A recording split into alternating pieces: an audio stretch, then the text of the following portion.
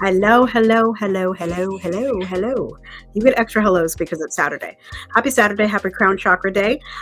We're bringing you a double header. It's like a football day. You know what I'm saying? Like Sundays are double headers. You know what I'm saying? We are here. There's Dr. Flo bringing you both the Daily Boost, Crown Chakra Day, and Deconstruction Junction. So we're going to move through the boosts pretty quickly. We're going to do the Melody Beauty. We're going to read some not daily questions, daily questions, some reflection questions, and then we will move into some topics for Deconstruction Junction. If you are here with us right now and you have a topic that you want us to cover, pop it in the comments. If you're here with us later, hashtag replay and let us know what you want us to talk about next week. This is a new time for Deconstruction Junction, so no pressure. No pressure. And also, if you're here, feel free to share us with your community and your network. I'm going to introduce myself, then I'm going to throw it to Dr. Flo, then we'll get moving on all the good stuff. I am Tara Priolo. I am your resident white-facing biracial multi-passionate musician, and I talk about the ish that nobody wants to talk about and push you to do the same. You can find out all about me at Tara Priolo Studio on all platforms that matter, or at lovedandlovable.bio.link, lovedandlovable.bio.link. Flo, who are you? I'm Dr. Flo, online coach and mentor. I help bold dreamers follow their bliss every day. I use tools like TikTok and beyond to connect with all of the Creator's righteous children and help people grow their dreams. And so if you're out there and you're looking to grow a dream, or if you need to find focus or clarity in your path, Love and Action Network is available to everyone to encourage, equip, and empower. I'm so grateful to be here for this week's Deconstruction Junction. We've got some really hot topics coming up. I'm excited to dive into that, which is why we're moving through Boost pretty quickly. But we may find something in Boost to deconstruct. You never know. Deconstruction happens every 5 seconds. We find a topic, we deconstruct it. It's where it's from. So we're going to start with the Melody Beauty. This is 52 Weeks of Conscious Contact by Melody Beauty. We are on week 43, which is paying your dues, and this is day 7. If you haven't caught up with the rest of it, you can go to the newsletter. I think the only one that's not posted, like as of this live recording, is Friday's third eye chakra. I think that's accurate. Okay, so day 7, you get what you pay for. There's no such thing as a free lunch. These sayings have been around for a long time because they are true. There is also another old saying, the best things in life are free. The greatest gifts we receive are unmerited blessings from above. Good Lord. Okay, I'm going to get through it. We don't pay dues to entice our higher power to show favor. It does actually say higher power today, y'all. We don't pay dues to entice our higher power to show favor. The prayer of the week is, show me when and where to pay dues. Help me see when enough is enough and it's time to let myself off the hook.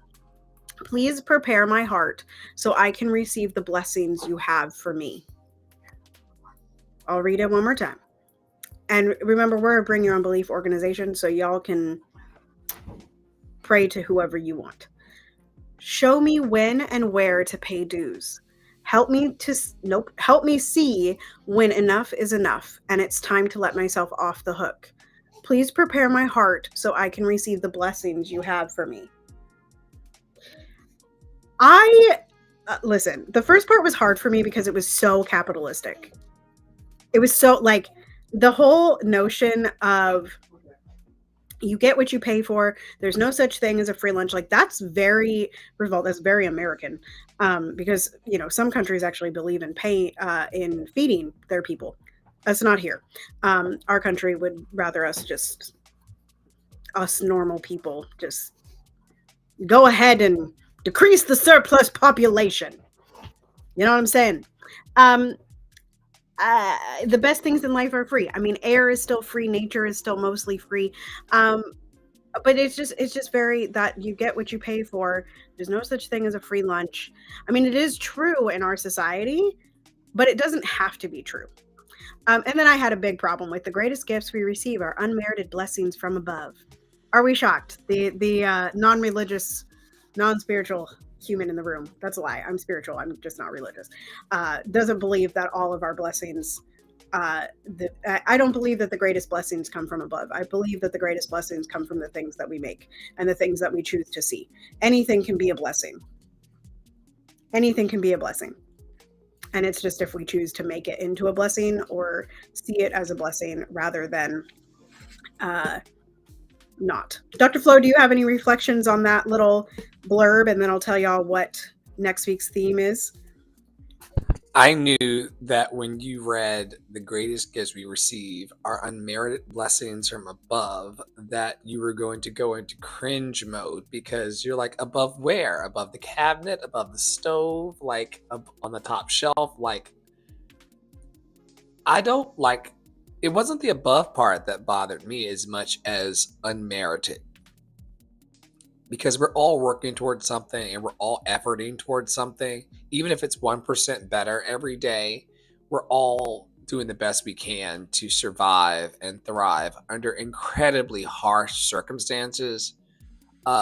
This text was talking about there's no such thing as a free lunch. There are people who can't even afford their food right now. We have a huge food crisis and concern in our local township. And so, I'm not going to get into free lunches because all of the food and all of the income and all of the housing could be and would best be free for people. But they want to put us in competition with each other under capitalism. And that creates a condition for really, really harsh realities for folks. I do not like it at all. But even more than not liking the fact that we aren't all provided with free lunch, which we deserve as a human right, I feel. This idea that blessings are unmerited. And I think the universe wants to be really, really kind to us. And I think that the universe wants to love on us. And it's merited. And even if you don't want to believe in merited blessings, you're going to have to work to get the perks. Someone said this recently on TikTok and it changed my whole life. They were like, there's no perks without works. You're going to have to apply some kind of effort to your life to be able to receive a blessing in real life. When was the last time you saw someone drop rent money out of the sky? You know? So we're going to have to do something hopefully hopeful, hopefully compassionate, hopefully loving, hopefully hopeful. Hopefully hopeful. Like really, right? Because hopefully life is hopeful. Hopefully, we see glass half full. You remember that hope is not a business strategy, friends. Just saying, hope is not a business strategy. That was a thing for me like a couple years ago. Neither is it a strong political campaign, but we're not there yet. That part. We ain't to deconstruction yet. Y'all just buckle up. Buckle up, because we got some things to say. We got some things to say about these dang old candidates, okay? And one of them ain't even old, child. She just woof. Okay. She's aligned. Yeah, that's a good way of putting it. Okay. Daily Boost questions. Again, we're doing the crown chakra. We got some new people on the Instagrams over here. So just again, welcome Scotty, welcome Catherine. Dr. Flo is on the screen over here. If you want to get the full thing, you can go over to Dr. Flo's YouTube, which is Andre in the Flow. You can find him over there, and then you can see both of us at the same time. But y'all can hear him fine as well. So, okay. Reflecting on the crown chakra, also known as I need Sanskrit lessons. Sahasrara, I believe, involves... Every week that you say it, I just giggle to myself. That's the best I could do too. Sahasrara. I like go back to like my Latin training of like what vowel sounds do words make with like the simple vowels, but I don't know if that's like, that might just be Latin vowels and not like this is Sanskrit. I'm not sure that this applies. We'll figure it out by next week. Involves exploring deep questions about your spiritual connection, purpose, and awareness. Moose, please get your nose out of that plate. Thank you so much. Here are some questions to guide your reflection. Now, yesterday, I believe that I focused in on a gratitude one. So I do want to bring Number 10, Dr. Flo, just so you're tracting. So you're tracting. And then I wanted to talk about number 2. So number 10, here's some questions y'all can answer in the chat, or you can answer in the comments later, or you can find yourself a little notes app or a journal. Those are also very open to you if you have big feelings. Okay. Gratitude and compassion. How do I cultivate a sense of gratitude for the blessings in my life? In what ways do I express compassion towards myself and others? I'm going to read it one more way just so it lands for everybody. How do you cultivate a sense of gratitude for the blessings in your life? In what ways do you express compassion towards yourself and others? Dr. Flo, did you want to answer either one of those? Well, I just want to know how compression was different than compassion.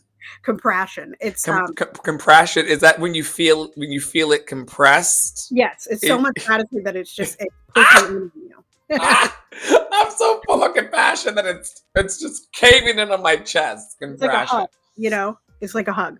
Oh my God. I have eyes, man. How do I cultivate a sense of gratitude for the blessings in my life? I have eyes to see. I'm grateful. Everybody, and ears to hear.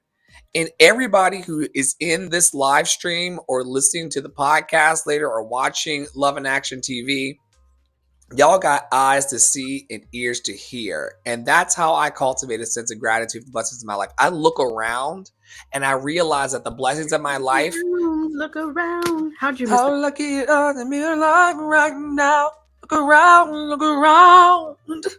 Yes. No more words than I do. I have more blessings. I'm paid to do it. I better. That's job security on some level. And y'all know, those who follow me know that I never know the words. Anyway, I have more blessings in my life than the number of fingers on my hands and toes on my feet. I have more blessings than that. And just recognizing that and keeping that center. Listen, I understand there's so much to complain about, and there's so much that seems like it's going ducky go down the hole. Do you know that reference? What? Ducky go down the hole. You never watched? It's Animaniacs. This kid used to. I never watched that. Yeah, it's a bit all over the place, but yeah, a lot of people are seeing things spiral downward in their lives, and the way that you can combat that is doing one of the things we talked about. And for those of you who are in the room right now, you're going to get a little sneak peek into one of my teachings, how to turn setbacks into set-ups. The kid agrees. It's amazing teachings. But the second step is reframing. Asking yourself, am I looking at the good in my life, or am I looking at something else? And the way I cultivate a sense of gratitude is by looking for the good. In what ways do I express compassion towards myself and others? I try to figure out what makes the people in my life light up. And then I try to speak into that as much as possible. Because what's important to me is not important to everybody else. Everybody has the thing that makes them go, ooh. Think about that thing in your life that you have that makes you go, ooh. And you just start to light up inside. And compassion for people is caring about the things that make them go, ooh. And also the things that go, boo! Happy Halloween, everybody. But you have to care about the things that make them go, ooh and boo, if you want to be compassionate towards people. What do you feel about expressing compassion towards yourself and other people? I am the person, for those that need to hear this, I am the person that always extends the olive branch. Right? There is, and even if I'm not the person that actively extends it, for instance, and Dr. Flo came to get me, but there was still an element, I had forgiven, I was grab onto the olive branch, come up the tree, come get me, come talk to me. And so for me, you know, and I was just having a conversation with you the other day about some people. I always try to give grace. I really do. Like I really try to forgive in the moment. Like something makes me angry, I try to let go of it, right? Like get it out, see you later. Um and I think that really works in my favor in terms of compassion. Like when people talk about, they don't usually use the word compassion, but it is, you know, they're like the way that you talk about things, these big issues, the stuff that is like hard, right? And the way that you are able to hold such space for the grief and the trauma and the pain, but also simultaneously move people through to another space is very special. And I really think that connects to the olive branch that I offer everybody, right? Like, so you hurt me. So you did some bad things. So you were a person in power. Everyone deserves to eat. That's the most compassionate statement that I can have that I took from Jean Lee. Everyone deserves to eat. Everyone deserves to be in the magic of Flo and Tara. Everyone deserves to be in your magic, Scotty. And your magic tapping point if you're still here, and your magic Angie if you've stopped by, and your magic Poppy. Everyone deserves, right? Everyone deserves to eat. And I think when I read one and dropped it in the chat. It was a We the Urban, and it was an I deserve slide. And it was like all of these things that we deserve. And at the very top it just said I deserve, period. You deserve, period. You deserve. And I think when I remember that and remember to give grace, then I am offering compassion. Compassion. I have a problem with that word. Compression. It's so heavy on you right now that it's compressing you. It's compression. Compression. Yeah, I think that's my answer. Okay, we should move on. We should get to deconstructing. But first, let me tell you all the theme of next week. We will start this tomorrow. I think mayhaps Dr. Flo might be flying solo dolo tomorrow on a Sunday, because I'm going to take pictures with my fam jam. So week 44 of the year, which is really, in that moment, I was like, oh my God, there's only 8 weeks left. Oh my God. Okay. Week 44 is humility. Week 44 is humility. I'm glad you like this, Scotty. What are you talking about? That everyone deserves? Is that what you're talking about? Tell me more. Okay, humility. And now we're going to move into deconstruction junction. Dr. Flo, would you like to give us like a brief description of deconstruction and then move us into the topics? I'd be more than happy to. For those of you who are familiar with our network, you know that we have 3 parts of our mission: to encourage, equip, and empower people. And the only way that you can encourage, equip, and empower people is if people feel confident and courageous enough to have tough conversations. A lot of the BS that we have in our lives is because we're afraid to have tough conversations in our inner that lead to conversations in our outer. And I know there's a whole conversation about innies versus outies in there, but that's not the scope of the room. That's a different topic for deconstruction. Anyway, a whole different topic. Whole different. Like very, very far from the list of topics. From the scope of the room. From the scope of the room. Anyway, we were trying to cultivate a space where we can flesh things out as a community with no fear.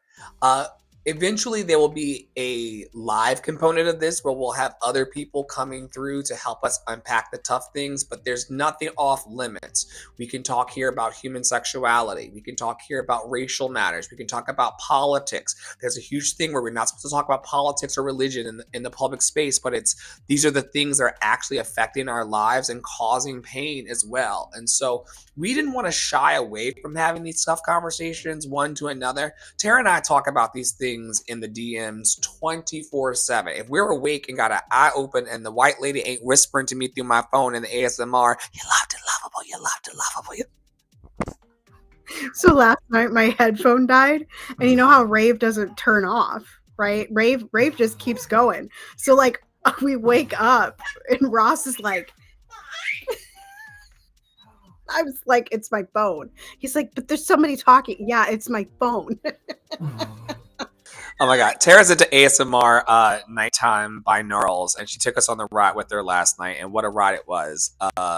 Because I play it out loud. So she was talking about random habababa by the time 3 a.m. hit, but neither here nor there. So yeah, we have all the conversations here. Nothing's off limits. We are safe. We are full. We are enough. We are whole. And so tonight we're going to unpack a few things. And for those of you who need a teaser, or if you're type A's and you're like, should I stay or should I go? Here's where we're going tonight. We're going to talk about Black Lives Matters and movements and whether or not they're effective or not. We're going to talk about the patriarchy and what came before that or not. We're going to talk about trans bodies as it relates to the presidency. And then we're also going to talk about the global majority and access to resources. And then Tara's going to round us up. And we could jump around. No big deal. All this shit's connected to each other. Talking about World Opera Day and the scandal therein. So hang on to your knickers. Not to be confused with you. I'm joking. It's Deconstruction Junction. I love it. Where are we starting? Which one do you want to start with? You want to start with Black Lives Matter since that's the thought you lost, or is it there now?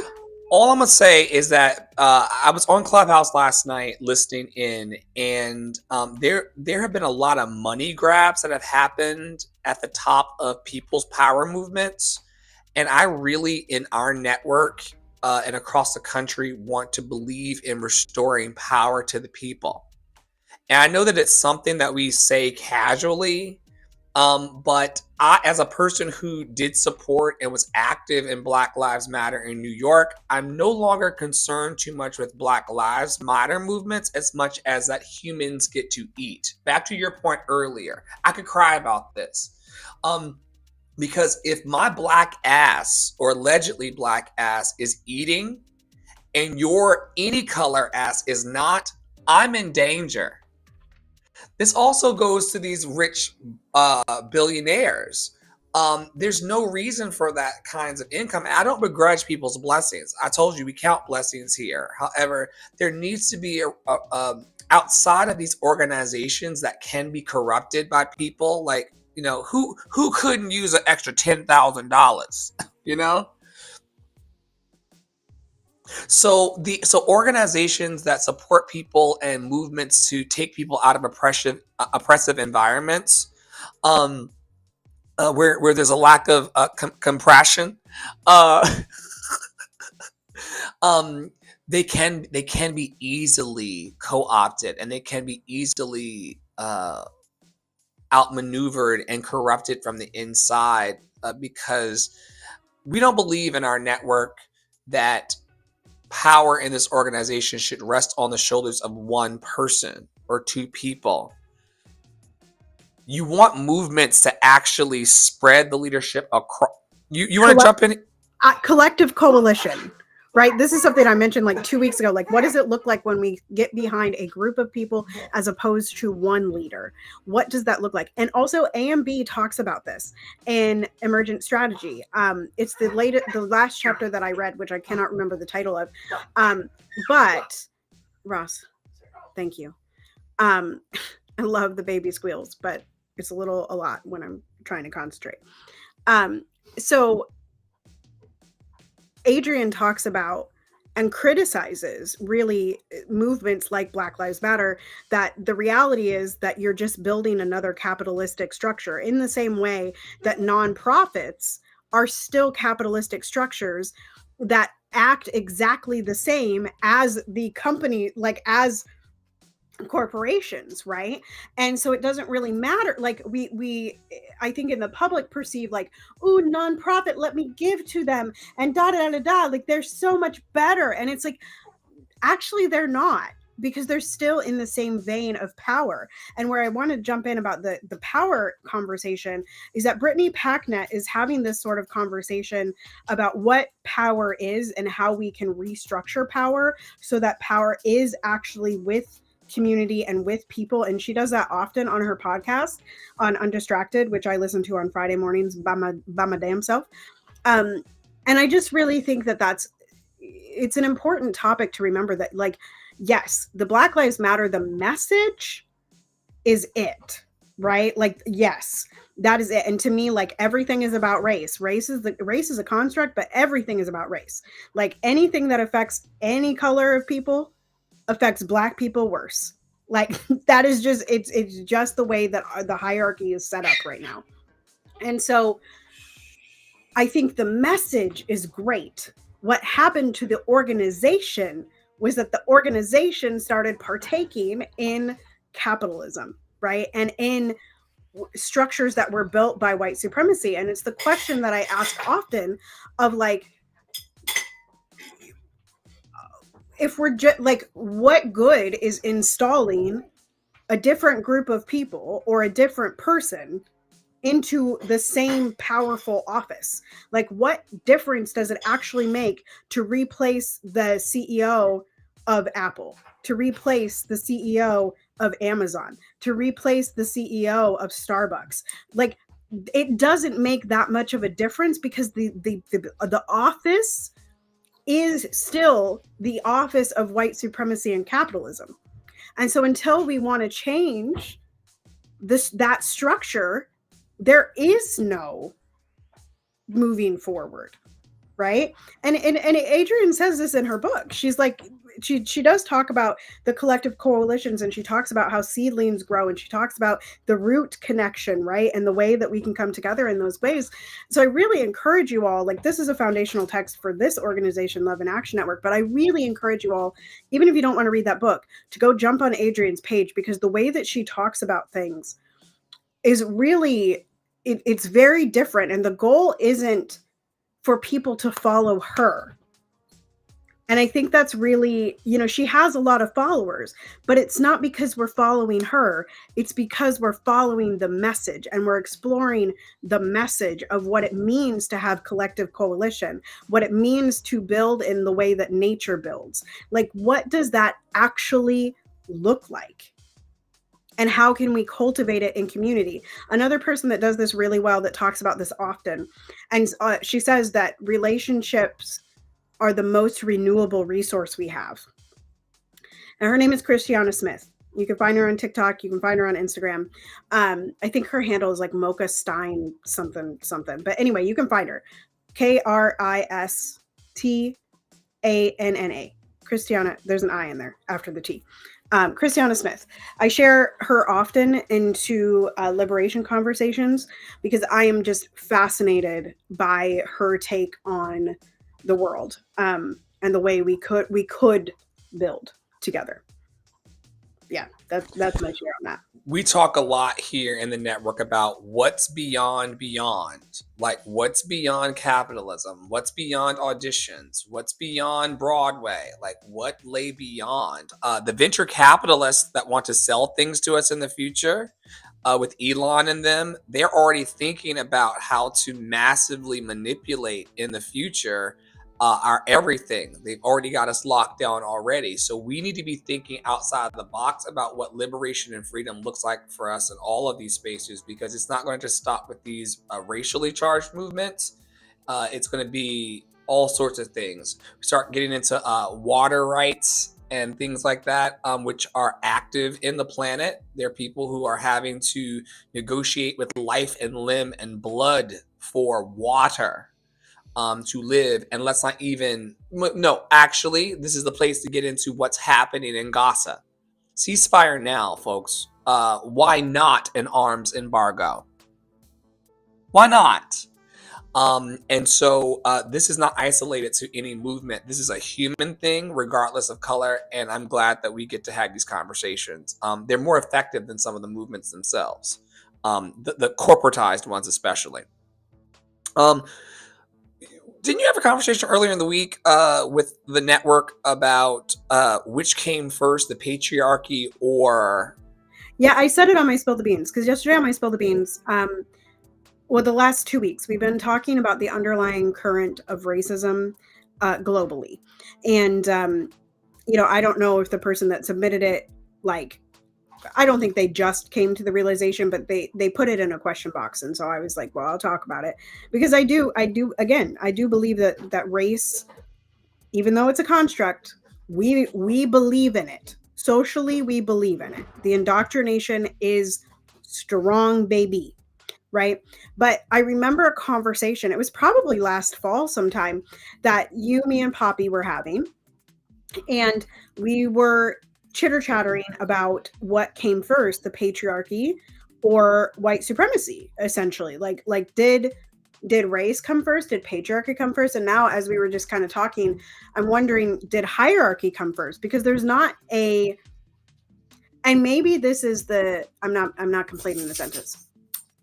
The reason that I also want to bring hierarchy into this is because when we think about the way that we're taught history and we look at ancient groups of people, we are always taught that they have a single leader. And how do we know that that is true? Right? So I when was hierarchy introduced? When, and was it always that men were perceived to be the stronger, the patriarchy? That's what it is. It's just what it is. And then when, I think we can identify when race came into it, because it's very obvious with the British Empire that's created the structure of race. But prior to actually calling it race, there were factions that were at odds with each other, whether that was due to color of the skin or not. It was just that color of the skin happened to be a more easily identifiable thing. When you have a bunch of white people, it's harder to convince them to put some people on the bottom and some people on the top. If you have an identifier that is obvious, then you can discriminate against them easier, right? Go ahead. My opinion is that this comes way after you're able to gather the resources. Mm-hmm. Like, I'm not a history buff. I told one of our in-network family members, cousin Mimi, the other night, like, I did AP history in high school and then forgot everything a day later. It ain't that deep for me. But where my logical mind goes and my thinking mind goes is that you got human beings that have an anatomical weight, heaviness over human females. And men, we know even still in this culture, assert that dominance in size and structure over women. To fully deconstruct, we just watched Diddy drag Cassie down a hotel floor because he outweighed her and his physical musculature. So I believe that it was patriarchy first because of men having anatomical, like I wrote down in my notes while you were talking, Naked and Afraid. I watch a lot of Naked and Afraid and survival shows and stuff. And just not to discredit the women out there, and power to all women. Y'all are the fountain of everything. But there's some things that just anatomically are easier for men to do. And I could easily see men in prehistoric cultures, no different than today, asserting their abusive dominance over people who were smaller and of feminine type, right? Shout out to women and femmes. Then after you're able to assert that physical dominance, and this is just me, I told you I would be drafting in public. Then after that physical dominance takes place, then you're able to then corral and or take neighboring resources until you look like everybody else And what separates everybody is just who has the resources and who doesn't. Now that we've determined who has the resources and who doesn't, how do we subjugate and divide who deserves? Well, we can vilify the people who are darker than everybody else and say it's them that is the nefarious intent. It's them that's the outsider. Of course, we know from our studies and science that, as you push further from the equator, these people get lighter in their content of melanin for necessary reasons. And then all of a sudden, then we get further down the line into paper bag testing and things like that, because to your point, it's an easy identifier. I want to also be very, very clear that when I speak about white supremacy in all spaces and these spaces these days, I talk about it as if it's the delulu it is. I talk about alleged white supremacy because I've never met a white person that was superior to me.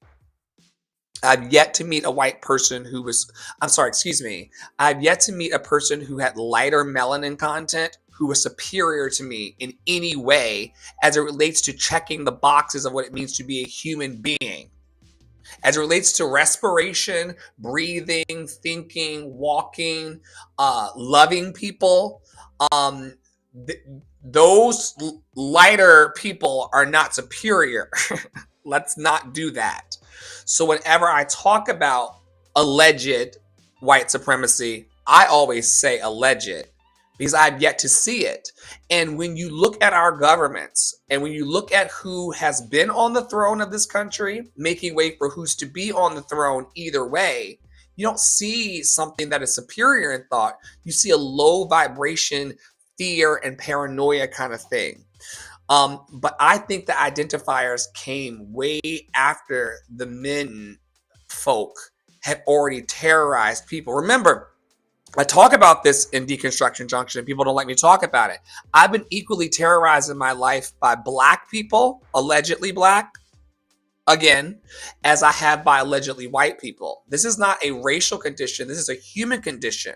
But when you can corral resources and subjugate people or make up arbitrary rules as the lunacy, idiocy, and mental disorder that supremacy is, if you can buy into that, then you can start saying, well, listen, look no further as we deconstruct tonight than the Salem witch trials.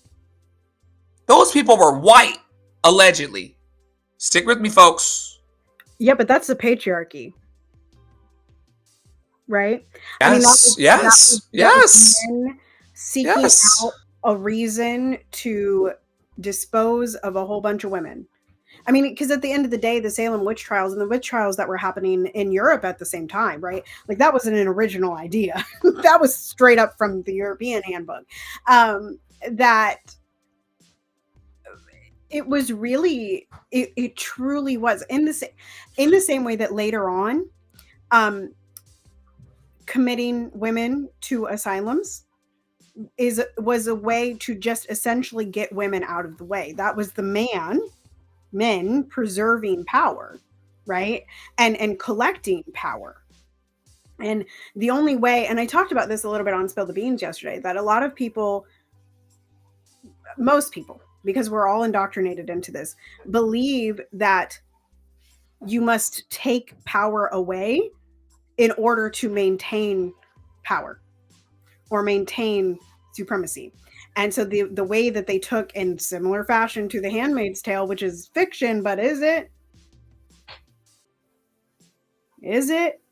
Under his eye, just so they don't come to my house in a van.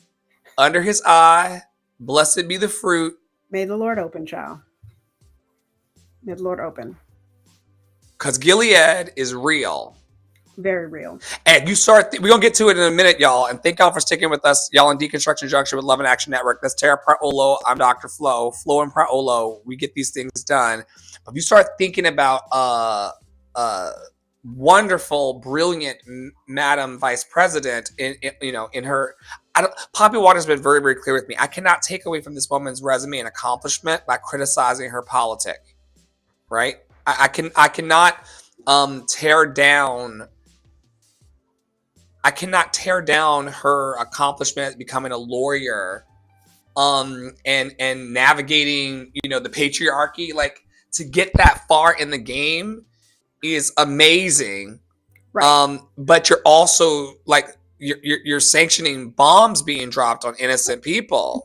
Consciously, you said it really well. I sent you the video. It was like a 10-minute long video. So if y'all want to see it, I'll link it probably on my good trouble great works. I'm processing, like, I need to do the podcast review for this week, but I'm also probably going to bring you all a segment on like all of the TikTok videos that I see and the most important ones per week, that I think that you all should really seek out and listen to. But Consciously had this great video, because Kamala's answer on Gaza was really bad. Like, it wasn't as bad as Tim Walz. I really want you all to note that in the vice presidential debate, what Tim Walz said was, and I quote, he said, "Israel has a right to defend itself and expand."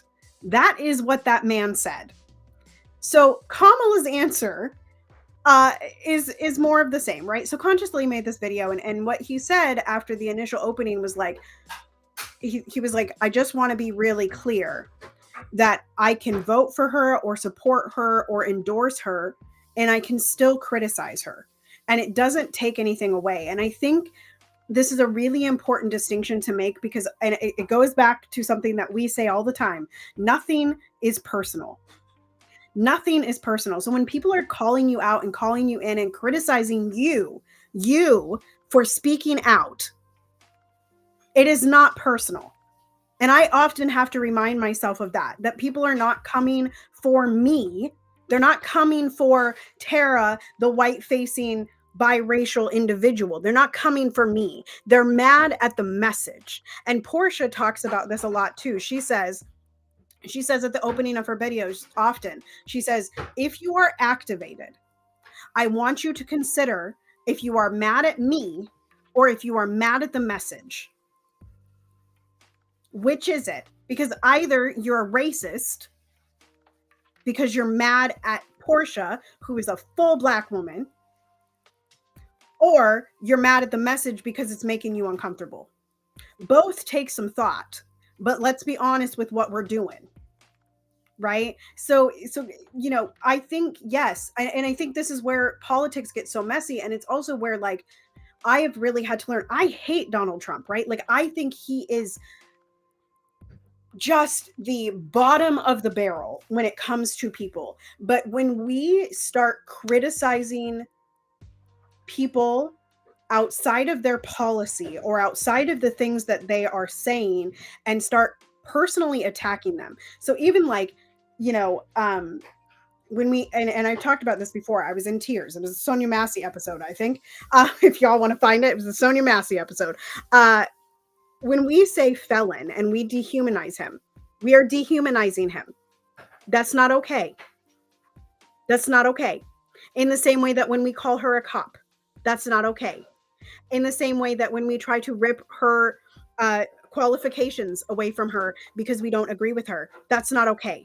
Those are things that we cannot do and maintain an idea of moving forward, because that is a personal attack, and that is different than talking about and criticizing the policies that she's talking about.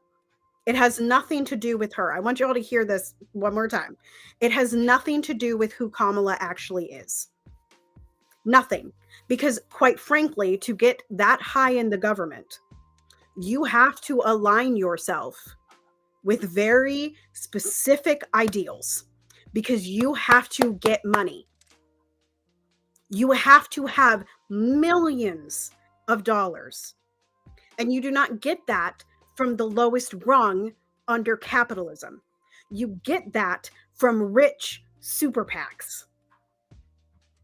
And that is the God's honest truth, that Kamala may not be actually telling you what is going on in her noggin. She's probably just telling us talking points. Wait. Pause on the play. Pause on the field, because I'm gonna let you know what's real.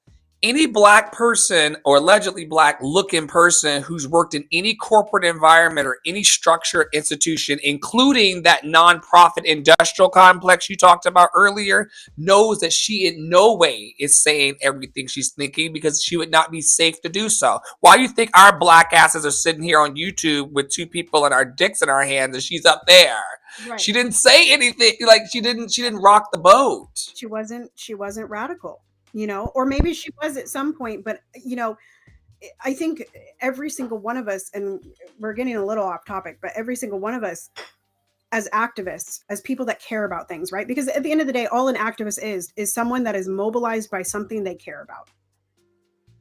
That's activism, right? And it doesn't have to be race. For me, it's race. For me, it is uplifting Black people. That is my mission, is uplifting Black people, right? That is the thing that I do, lifting every voice. That is the thing that activates me, right? For other people, it is abortion. For other people, it is choice. For other people, it is guns. For Jacob Wetterling's mom, it was getting laws about sex offenders, right? All activism is believing in something so deeply that you mobilize. That's it, right? I think a lot of times we make it super complicated. Ooh. Shameless plug for us, which is why very, very soon you all are going to be getting activist training coming out of Love and Action Network. And don't get scared. All it is training around how to present your voice in a courageous and confident way. Because if you can speak your ideas into the world, you are already activated. And I love that, Tara, because we think that being an activist is being with a sign in the street as a police dog gnaws on your jiggly bits. But it has happened with sensitivity. Also, trigger warning, I guess, to your jiggly bits. But it's not always that though. Sometimes it's you saying, I love. And I'm going to say so. I love in these ways, and I'm going to say so. The one thing the lady has said repeatedly from her teleprompter of life is that she believes in a loving God. And I know that there are people in our network who don't believe in God at all, but I think the distinction present also, and me every Tuesday, Thursday, and Saturday, frankly. Right.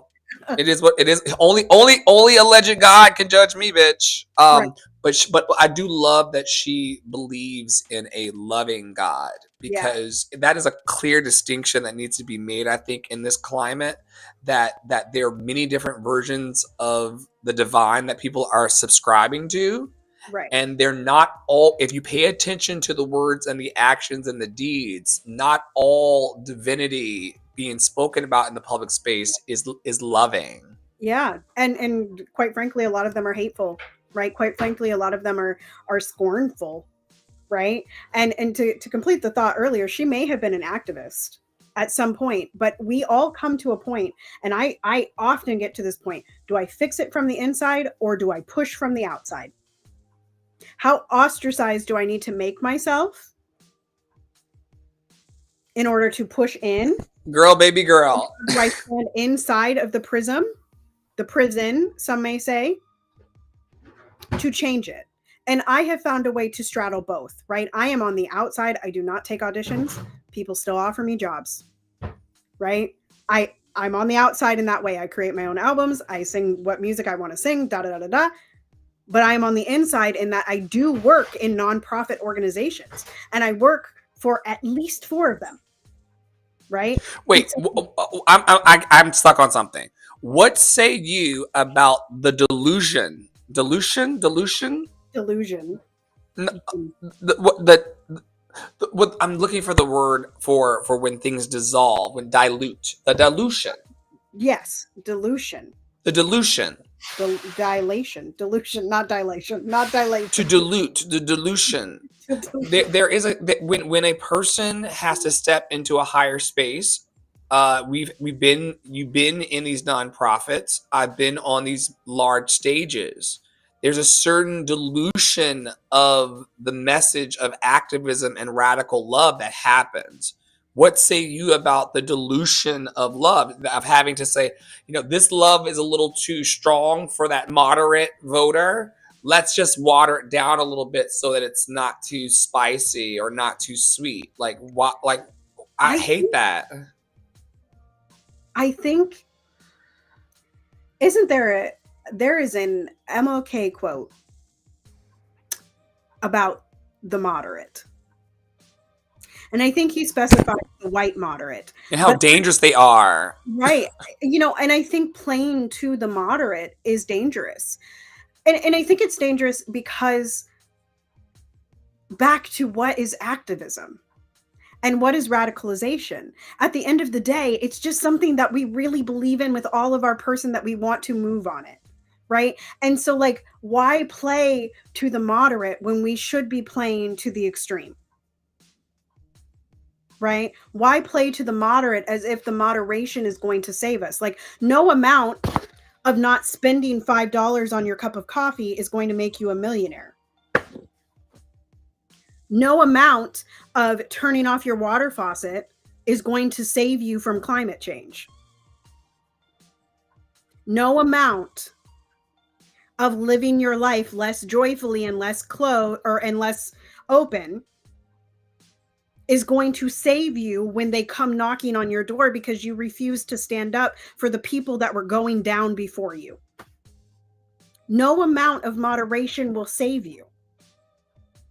And no amount of moderation will get these people elected. That is the thing. Like, both of them currently are trying for the moderate vote because they both know that on some level they have the extreme vote. But everybody has an extreme. Everybody has a radicalization, and everybody has a capability of utilizing both of those in activism. So I do have a problem when we dilute the message. And I think we can be clear that dilution does not mean having broad, long messages. You can have potency in a short message. The problem is when your message doesn't actually mean anything and it just sort of slips away from you. Right? And it doesn't do anything. It goes through a sieve like the freaking Vikings defense the other night. I'm still bitter. Everybody who's watching that game knows that they saw the mask grab. And if you say you didn't see it, you lie about other shit too. You do. And that ref was like, I didn't get a good enough look. I promise you, he's on his way to divorce because he's a liar as well. He's a liar. It was bad. Anyway, moving on. Speaking of a dilution, I want to step into a dilution of hope. There's a lot of campaigning that's happening around this hopeful message. There are people even on the Trump side who are hoping for things to stay the same or to regress back into some former time when America was quote unquote great.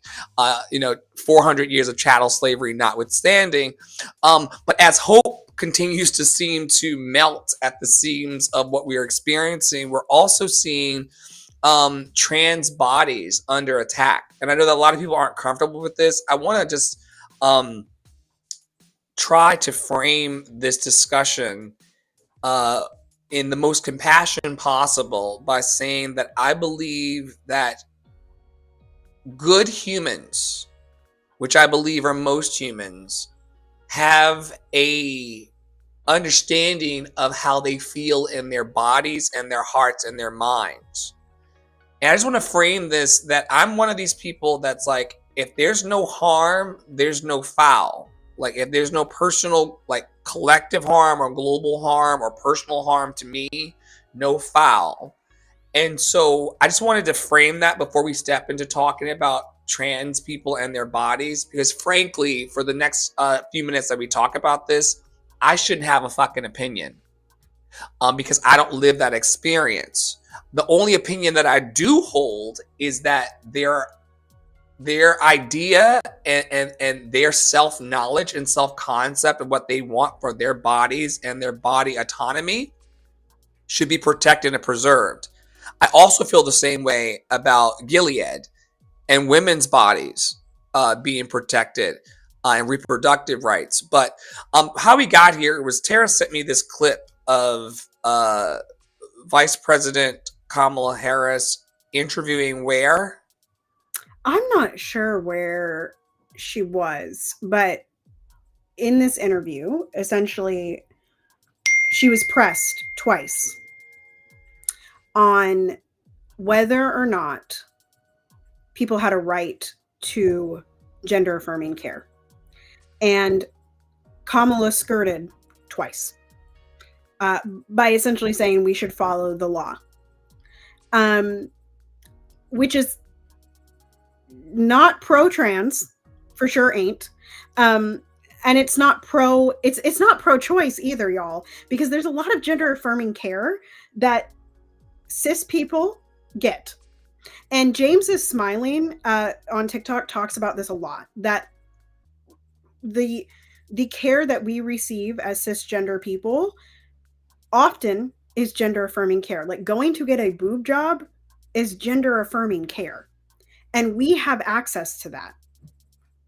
But a trans person often does not have access to top surgery. Could you say that one more time? Because I never, that boob jobs and the trans lived experience never crossed.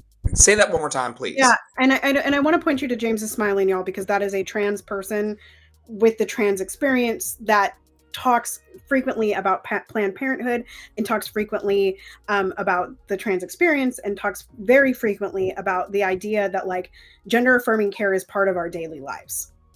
Like it just is for cisgender people. We just don't think about it. And so we have access to gender affirming care in boob jobs, in butt lifts, in when we go in and we get feminization, right? When we go in and we get a nose job, right? Like these are gender affirming cares. When men or those that have penises, trigger warning for those of you that are uncomfortable with genitals.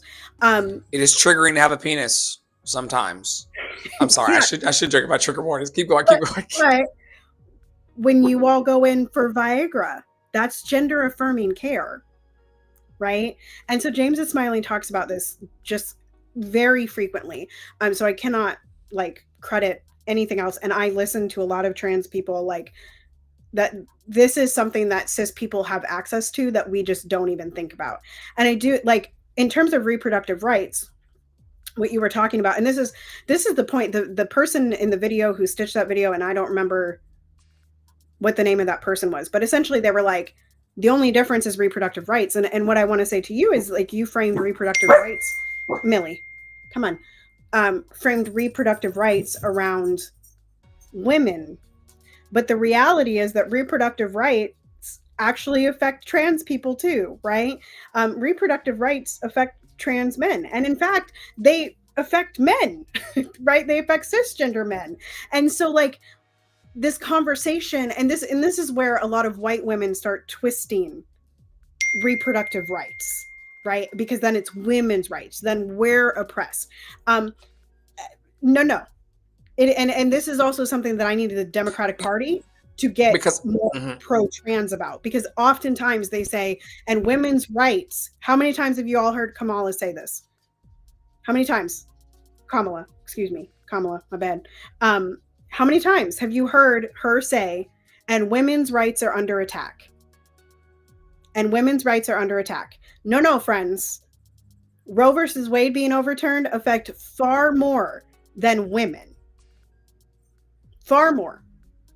Including the husbands who watch their wives bleed out in the parking lots because they don't have access to care. And those men have access to mental health care. Who then don't. Yeah? Cut out for a bit there. Yeah, who don't, who then become ticking time bombs in our societies. So it is very far reaching if you can see the interconnectivity of it all. One thing you did say that was so powerful, Paolo, and I love you for it, is you said casually, but it's truly who you are behind the scenes and on camera. You listen to trans people, and so do I. And I love that about you. I love that we listen to trans people. I think that could be a great start. Some people come to us in our DMs all week and say, like, where can I get started? Where can I begin? Like, go on TikTok and follow 10 trans activists and leaders and hear what they are saying about the things that are important to them. Same thing for you people who come up, what can I do for Black and brown people to help? And they're like listen to them. Like, y'all act like so there's an acronym that White Woman Whisperer on TikTok, again, shout out Black activist, shout out, and Portia's best friend, by the way. But anyway, so this is why I love both of them. But White Woman Whisperer has an acronym. It is WAIT, W.A.I.T. And it means, why am I talking? And that is very specific. If you are going into a person's comment section, you should ask yourself, why are you talking? Prior to commenting. And if you do not need to put that comment there, then go find your journal. Move on with your day. Why am I talking?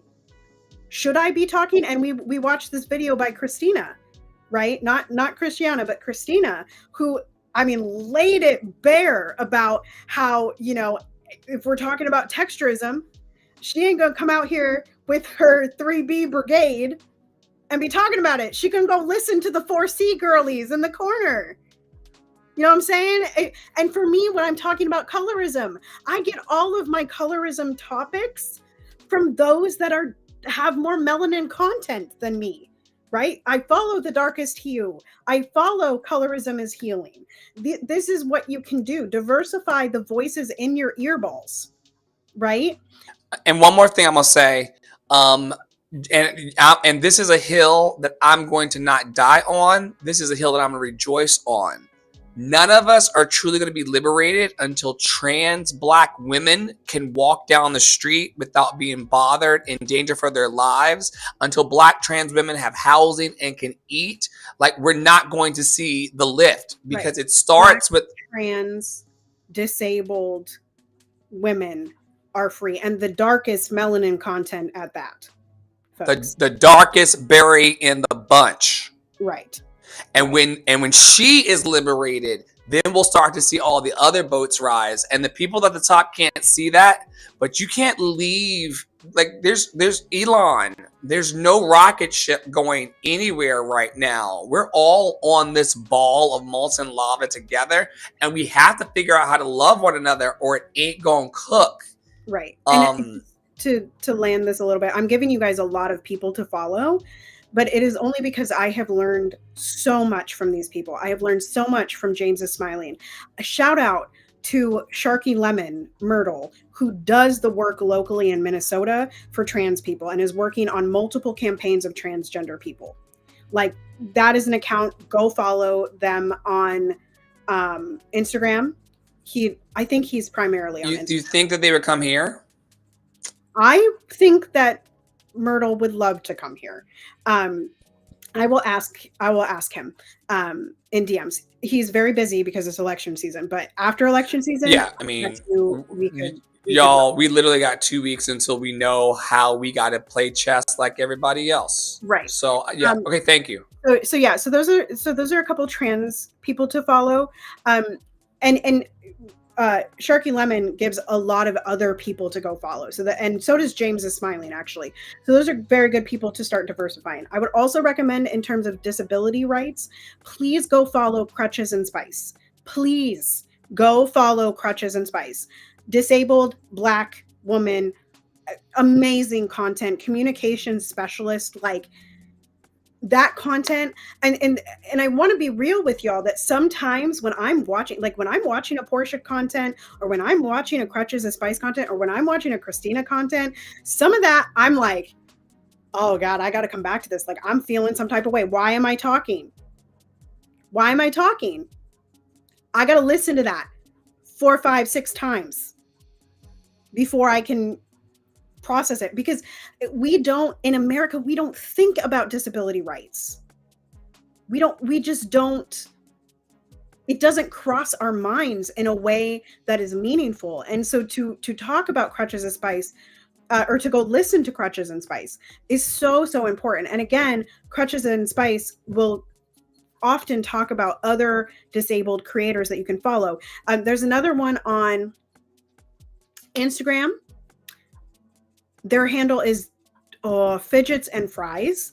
And again, like, this is a place you all can start.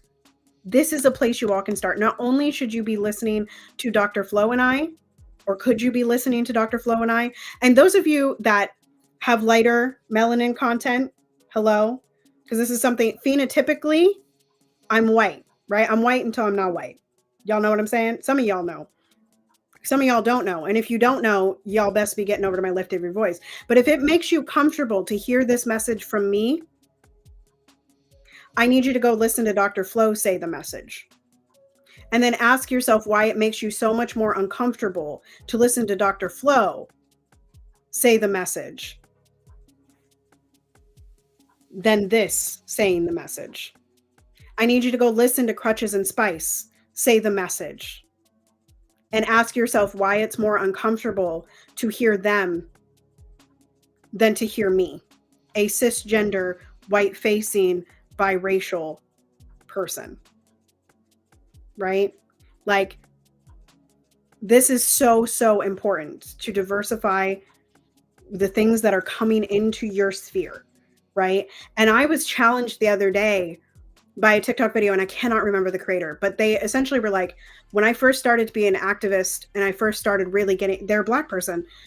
And they were like, you know, I followed all these Black women and suddenly in the last year and a half realized that Black women can be wrong too. And I was like, oh, like I had that realization like a few months ago when I was like, this girl is coming left, like straight left. Like, this is not good. And how can I challenge that? It was actually a conversation about, I'm pretty sure it was about Gaza on my feed. A Black person came into my comment section and tried to say something. I was like, I'm gonna be respectful, but respectfully, you're not. You're coming left. That's not okay. And so anyway, this all to say, diversify, right? So like James is Smiling and Sharky Lemon are white people. They are white people. And it's not to say that automatically Black people's words are right. It's just to say that we need to hear them out, those of us that are more marginalized than other people, right? And we have to have a variety of that coming into our earballs and into our eyeballs in order to progress the world forward. We have to listen to each other. We have to listen to each other. And I could not emphasize more to take humans as humans. Yes. As I move through the world, I approach every human as a human. And with the guidance of many therapists, I take each human as a human who is doing an action.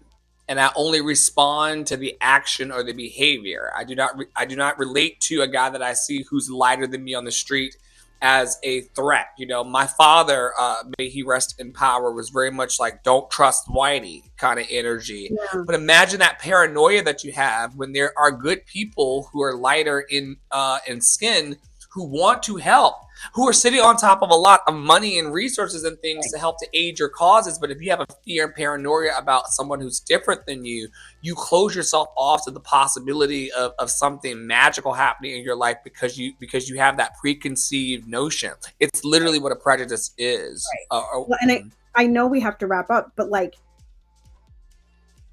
you know, when I got kicked out of that group, that is a space. This is when I talk about separate but equal. Wait. You can't. Okay. So for the 30-second context, and we know we're a little over, folks. We thank you to the viewers who've hung on to the live taping this long. You're going to get the replay over in Love and Action TV and on Spotify and all the podcasts. We're so grateful for y'all coming along with us on the journey towards Loved and Lovable. But I got to tell y'all for a second about how Light Bright Tara Praolo got booted. Right. All that came to mind was like a skull on the Light Bright.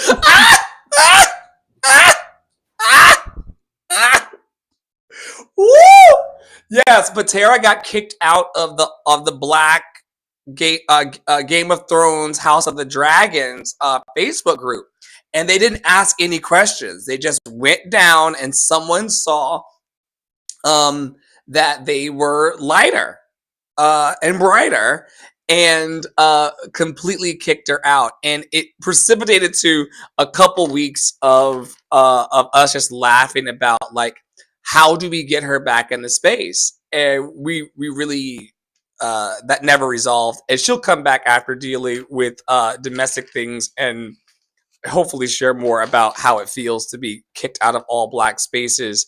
I do believe personally, as a side, that Black people do deserve affinity spaces where we can heal and build and come together. However, you know, I'm not sure that it's a Facebook Game of Thrones space. All right, so we've been here for a long, long time. Oh, she's back. Okay, I'm back. so yes, what is it? Okay. So, first of all, Black affinity spaces, white. We don't have white affinity spaces, but this space, right? Women. Well, I mean, someone could call America a white affinity space, but go off. That part. So, and I challenged someone on this a couple of years ago, and they got really mad at me and never spoke to me again. So that's cool. But and it was shockingly, it was a white woman. Anywho, separate but equal. You know what I'm saying? And this goes back to what we were talking about at the beginning about power structures and how power is preserved. And, if we're just creating another space under the same type of leadership, under the same type of hierarchy, are we really doing something? Or are we just creating the same with a different person at the helm, And so anyway, getting kicked out of that group has taught me I mean, I've been kicked out of other spaces, Black spaces, but I just why do we need to treat each other differently? And at the root, and this is what I was kind of talking about yesterday on my spilled beans of, like, how do we rid the world of racism?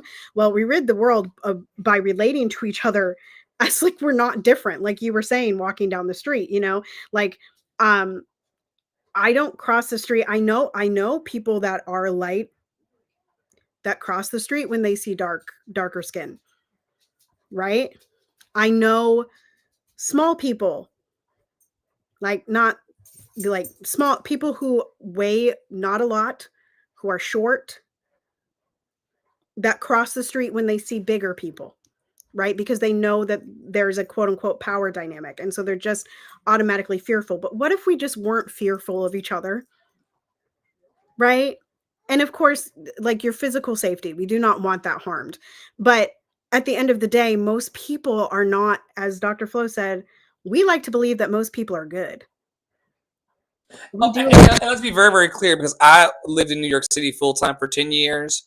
We're talking about being safe with humans within a container of safety. I would not go on a meet and greet through the New York City subway system at 2 o'clock in the morning trying to heal the world and make it a better place. Right. Okay, I'm just saying that'll get you stabbed and cut, bitch. But on your job or in the coffee line or at your synagogue or at your church or at the library, like those spaces where there's no imminent threat, I think we all could stand to have less fear and paranoia, is what I'm pointing to. Right. Agreed. Fully agreed. Yeah. Okay, so if y'all can hang with us for maybe we'll try to nail it in 3 minutes. We've talked about it all night. Y'all know that the global majority, which are people who do not look like the ruling class, need resources.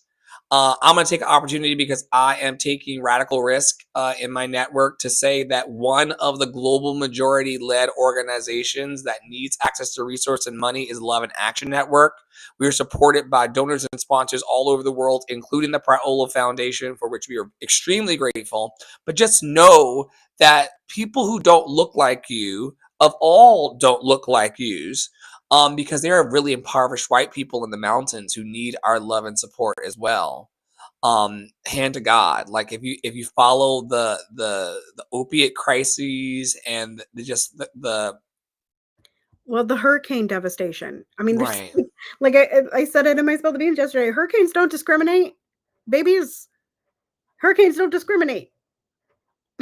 Mother Nature showed us very clearly that she don't care about your color. Humans are down here playing black mama, white mama, but when it came to COVID and hurricane such and such, because it's always changing names and blowing people away, Mother Nature, that's why we rely on emergent strategy here. Mother Nature has every lesson that we need. And that also contributes to community and interdependence. Tara, I'm going to give you the last piece of chicken about global majority before we talk about World Opera Day and let these people have the rest of their Yeah, day back. I'll segue into it. Okay, so what often happens, what I find, and this is the part that I'm trying to figure out how to proceed. But we come across a lot of people, Dr. Flo and I, Love and Action Network, us individually, we come across a lot of people who have really great messages and really great stories, and they don't have a way, or have yet to discover a way, or don't have the bandwidth to promote that message, right? Or to get it out there. We've come across countless people who you click on their website and the website link is broken. And one of my mentors, Fiona Flight, said this the other day. She said, artists make it so hard for ourselves to make money. Why are you hiding your donation link? Why is it third in your list of links? Why is your program hiding on the bottom of your link tree? Why do we make it so hard for people? Right? And anyway, that's a little bit off topic, but artists, which I believe a lot of us are, artists and creatives, those of you out here on TikTok lives, on Instagram lives, on Facebook, and you're sharing a message that you believe in. Again, what is activism? A message that you believe in so deeply that you move, right? So you're moving, but you haven't infrastructured that move. There's nothing underneath of you. So you have broken links. You're hiding your links. You don't know how to make a pretty graphic. So you're just showing up with these weird pictures that don't make any sense, right? And while we're there, folks, because we deconstruct here and I don't want to take us too much longer, y'all need to know that standing in front of either the sunrise early in the morning or the sunset is enough to make you look good. Like, if you just know when your golden hours are and just stand in front of a mirror and make your content, you don't need fancy lights like we have, saved and worked into. You could stand out in the yard and face the sun. You don't need makeup. You don't need makeup. And you definitely don't need makeup, Paolo. You're beautiful. You don't need makeup. You're beautiful. Thank you. But so, I mean, where this is going is we meet so many of these people that are people of the global majority that A, don't have the resources, or B, don't have the access to people like Dr. Flo and I that can craft you these things, right? Because we've done it for ourselves and we've done it for each other. And we've done it for multiple people that have since left this organization better than they came. Better equipped, encouraged, and empowered. Right. And if you don't feel that way, send me a comment card and let's talk about it. But there's nobody who's left in the last 3 years that we've been cooking this. There's not a single, pardon me, my French, English, and Spanish, not a single motherfucker that left here who did not have some nugget and kernel of wisdom and belief in themselves to go and get it. Right. And so this is just to say,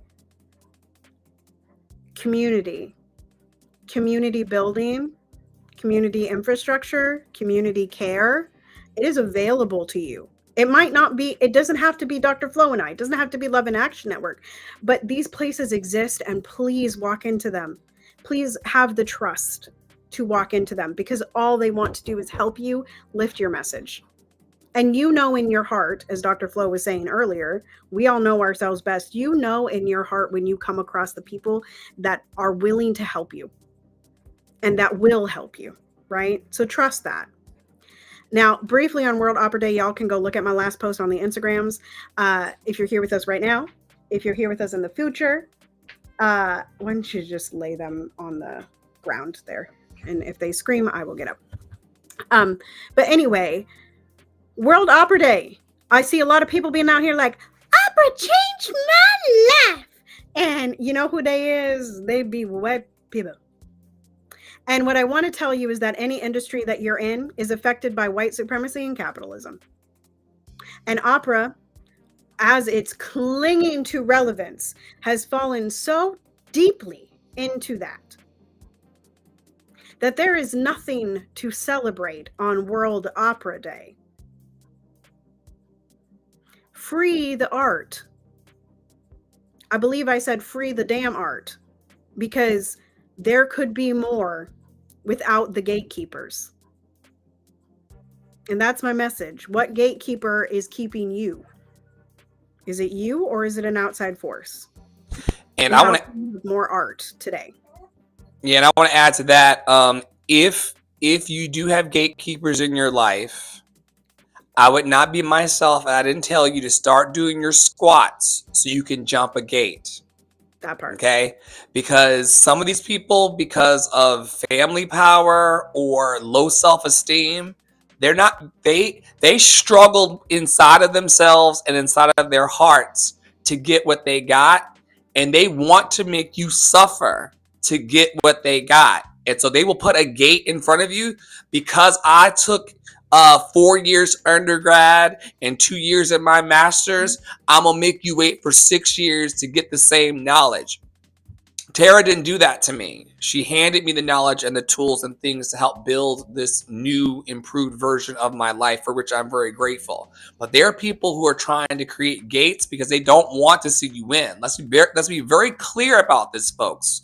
There are humans who wake up in the morning, and for whatever reason, it could be bitterness or heartbreak or disappointment, they simply do not want to see you win. And when they do put a gate down in front of you, it's important that you say, oh, you putting a gate? You got a gate here? I've been doing my squats, and I'm ready to jump hurdles over everything that tries to stand in my way. You cannot disturb my peace, and you cannot mess with my dream. Why? Because I'm loved and lovable. And so I'm going to give Tara a last opportunity to tell you where to find her on the internet and what she's offering to the world out of her services. I will do the same, and then we will say good evening to everybody on the East Coast. Y'all can find me at Tara Priolo Studio on all the platforms that matter, tarapriolo.com/links, or you can get there from liveinaction.bio.link. I am offering currently Lift Every Voice Substack, which has all that you can want on there right now. I launched a podcast this week called The Drip Project. There are 2 episodes. There's an intro episode and then an episode on Kamala and the disappointment I have with her campaign.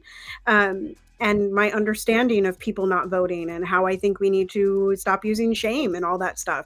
I am also offering Liberation Conversations, which is a chat over on Telegram where I'm pushing y'all to think about things. And eventually it won't just be me leading it, but for now, until we get some people that are activated, it is what it is. And then just stay tuned to my Instagram and my Lift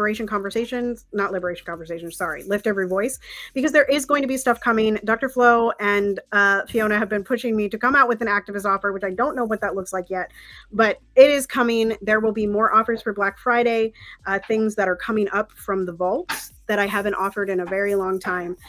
So just stay tuned to that. And there'll be something in a price range for everybody, I hope. Dr. Flo, what about you? Yes, as you can see, Tara, and as you've seen over the last hour and 23 minutes, Tara, we did it today. We felt good about life today. Oh, it's also the weekend, which is why we have a lovely live audience. Shout out to our live audience that's here. Y'all can catch this back on Substack and also on Spotify. But my point was, as you've seen over the last section of time that we've been together, Tara has an amazing way of chewing up the worms and regurgitating it into the mouths of the people. She has an amazing ability to take large concepts and ideas and to distill it down into nuggets that you can use to improve your life. So I could not recommend her and her methods and her studio What I'm working on is the Love Experience, Concerts of Hope. I am touring a Christmas show this winter season. That's going to include local singers, dancers, actors, and musicians up and down the coast. I want people to feel inspiration for themselves by working with me. And those are the in-person opportunities. If you are a person who also is remote, like my students in Texas and in other places throughout the country, you can always coach or consult with me in the areas of vocal performance. Small business leaders can also come together with me for marketing and business development. I have been working in the public space as a professional for the last 20 years in multiple industries and sectors. And so all of my knowledge I hand down, just like Tara, into the people who really want to get up and grow. Like I always say, I help bold dreamers follow their bliss. So if you're feeling bold today, or if you're feeling froggy and you want to jump into your dream, just send us a DM. I'm Andre in the Flow. That's Tara Praolo Studio. We've had a blast being with you all tonight. And until next time, stay in your power, stay in your joy, stay loved and lovable, and we will see you around our network. Have a wonderful